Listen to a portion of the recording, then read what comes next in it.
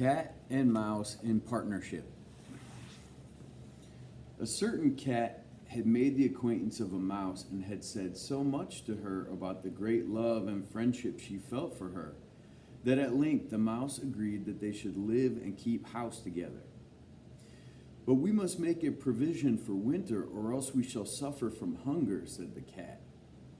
"And you, little mouse, cannot venture everywhere, or you will be caught in a trap some day."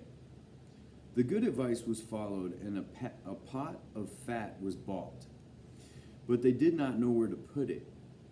At length, after much consideration, the cat said, "I know no place where it will be better stored up than in the church, for no one dares take anything away from there. We will set it beneath the altar and not touch it until we are really in need of it."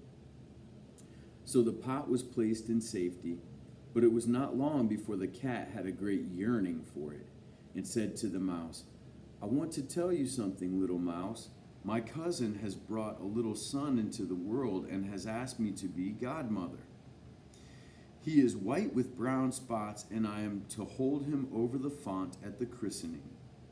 Let me go out today, and you look after the house by yourself." "Yes, yes," answered the mouse. "By all means go, and if you get anything very good, think of me.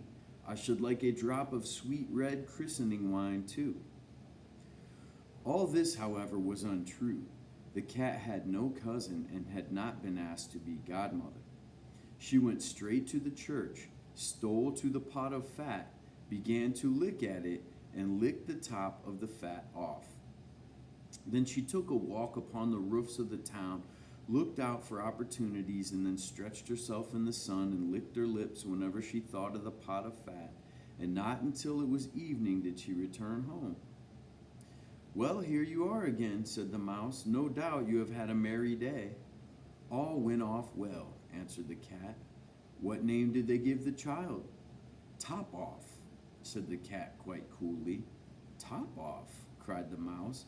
"That is a very odd and uncommon name. Is it a usual one in your family?" "What does it matter?" said the cat. "It is no worse than Crumb Stealer, as your godchildren are called." Before long, the cat was seized by another fit of longing. She said to the mouse, "You must do me a favor and once more manage the house for a day alone. I am again asked to be godmother, and as the child has a white ring around its neck, I cannot refuse." The good mouse consented, but the cat crept behind the town walls to the church and devoured half the pot of fat. "Nothing ever seems so good as what one keeps to oneself," said she, and was quite satisfied with her day's work. When she went home, the mouse inquired, "And what was this child christened?" "Half done," answered the cat. "Half done? What are you saying? I never heard the name in my life. I'll wager anything it is not in the calendar of saints." The cat's mouth soon began to water for some more licking. "All good things go in threes," said she. "I am asked to stand godmother again. The child is quite black, only it has white paws. But with that exception, it has not a single white hair on its whole body. This only happens once every few years. You will let me go, won't you?" "Top off, half done," answered the mouse. "They are such odd names. They make me very thoughtful."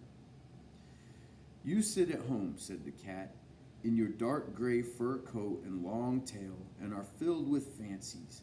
That's because you do not go out in the daytime." During the cat's absence, the mouse cleaned the house and put it in order, but the greedy cat entirely emptied the pot of fat. "When everything is eaten up, one has some peace," said she to herself, and well filled and fat, she did not return home till night. The mouse at once asked what name had been given to the third child. "It will not please you more than the others," said the cat. "He is called All Gone." "All Gone," cried the mouse. "That is the most suspicious name of all. I have never seen it in print. All gone, what can that mean?" And she shook her head, curled herself up, and lay down to sleep. From this time forth, no one invited the cat to be godmother. But when the winter had come and there was no longer anything to be found outside, the mouse thought of their provision and said, "Come, cat, we will go to our pot of fat, which we have stored up for ourselves. We shall enjoy that." "Yes," answered the cat, "you will enjoy it as much as you would enjoy sticking that dainty tongue of yours out the window." They set out on their way, but when they arrived, the pot of fat was still in its place, but it was empty. "Alas," said the mouse, "now I see what has happened. Now it comes to light. You are a true friend. You have devoured all when you were standing godmother. First top off, then half done, then—" "Will you hold your tongue?" cried the cat.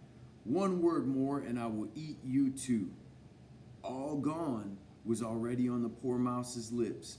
Scarcely had she spoken it before the cat sprang on her, seized her, and swallowed her down. And that is the way of the world.